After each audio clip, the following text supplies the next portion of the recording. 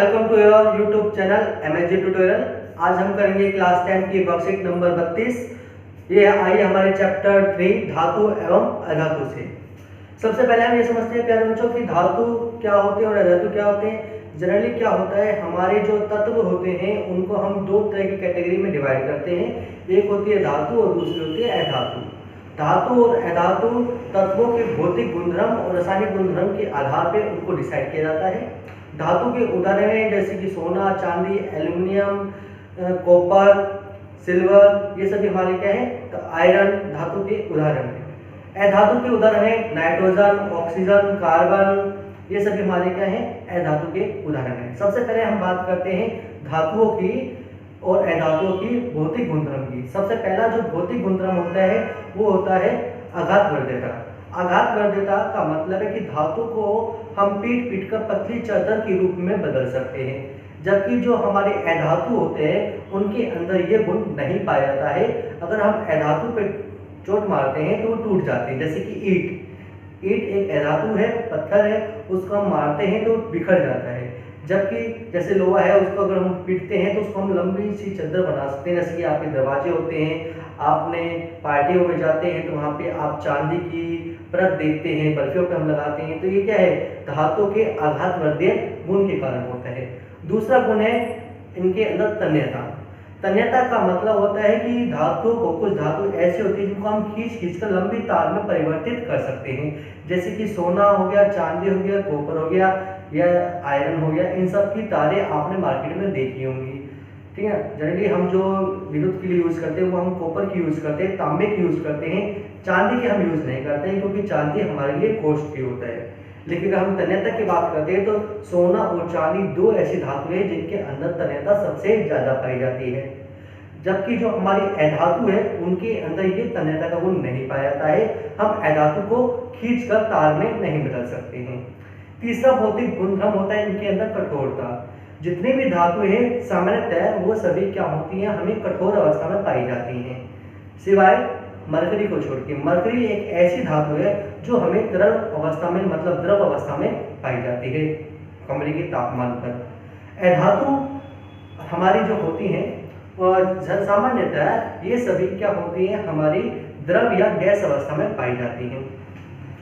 लेकिन डायमंड जो है जिसको हम हीरा बोलते हैं, कार्बन का एक इलेक्ट्रोप है, प्रारूप है, जो हमें कठोर अवस्था में पाया जाता है। चौथा इसका गुणधर्म है विद्युत चालक या ऊष्मा। जनरली जितनी भी धातुएं होती हैं वो सभी विद्युत की और ऊष्मा की अच्छे सुचालक होते हैं। लेकिन जो हमारी अधातु होती है वो विद्युत की सुचालक और ऊष्मा की सुचालक नहीं होते हैं, ये सभी विद्युत और ऊष्मा के कुचालक होते हैं। अधातुएं लगभग सारी कुचालक होती है, लेकिन ग्रेफाइट जो कि कार्बन का ही एक इलेक्ट्रोप है, ये ग्रेफाइट हमारी एक अधातु है, ये ऊष्मा की और विद्युत की एक चालक है।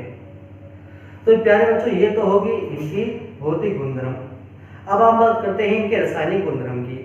तो धातुएं जैसे कि हमारा सोडियम है, पोटेशियम है, ये कुछ ऐसी धातुएं हैं जो ऑक्सीजन के साथ बहुत ही तीव्रता के साथ रिएक्शन कर लेती हैं तो और बनाती हैं मेटल ऑक्साइड, मतलब धातु के ऑक्साइड का निर्माण करती हैं। लेकिन जो सोडियम और पोटेशियम है, क्योंकि ये बहुत ज़्यादा अभिक्रियाशील होती हैं और तापमान पे एकदम से रिएक्शन करके, कमरे के तापमान पर रिएक्शन करके आग लग जाती है, तो इनको हम हमेशा संरक्षित करके रखते हैं और इनको केरोसिन जो तेल होता है, मिट्टी का जो तेल होता है, उसमें डुबो के रखते हैं। अब बात करते हैं हम इनकी अभिक्रिया पानी के साथ। कुछ धातुएं ऐसी हैं जो पानी के साथ रिएक्शन कर लेते हैं और कुछ नहीं कर पाते हैं। ठंडे पानी के साथ, मतलब जो नॉर्मल पानी है उसके साथ हमारा सोडियम और पोटेशियम बड़े कैल्शियम आसानी से अभिक्रिया कर लेते हैं।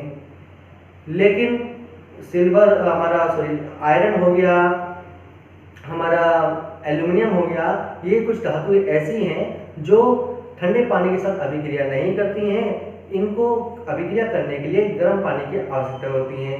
तो हमारा आयरन और एल्युमिनियम ये कुछ ऐसे हैं जो स्टीम से अभिक्रिया करते हैं, मतलब आपके वाष्प से अभिक्रिया करते हैं।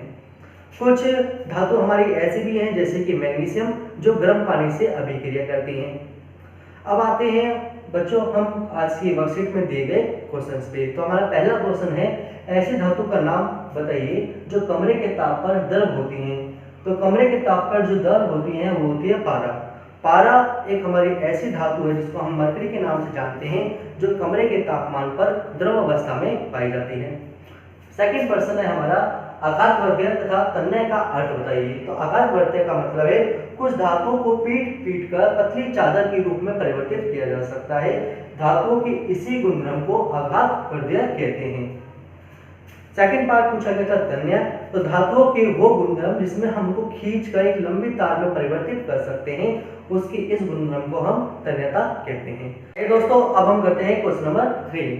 सोडियम और पोटेशियम को तेल के अंदर संग्रहित करके क्यों रखा जाता है। अभी बताया था थोड़ी देर पहले वीडियो के स्टार्टिंग में कि सोडियम और पोटेशियम दोनों ही धातु बहुत ही ज्यादा अभिक्रियाशील होती हैं।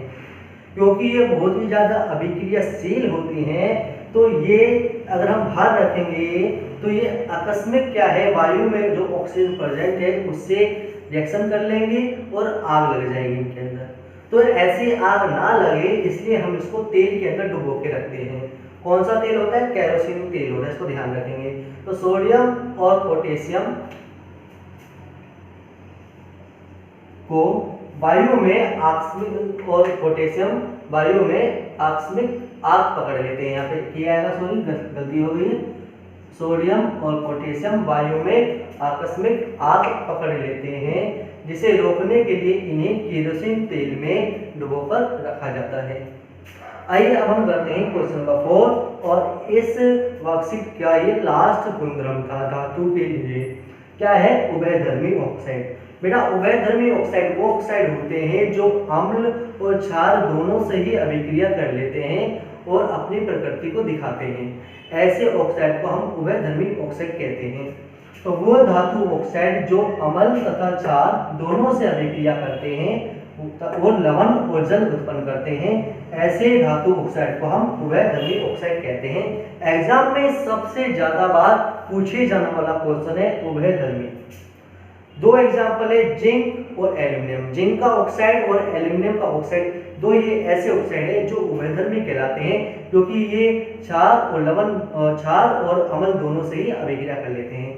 तो यहाँ पे देखिए हम एल्यूमिनियम का एग्जाम्पल ले रहे हैं, Al2O3HCl। तो HCl क्या है, एक अम्ल है। अभी इससे रिएक्शन कराया तो AlCl3 बनाया, सोल्ट लवण बनाया और H2 बनाया, जल बनाया।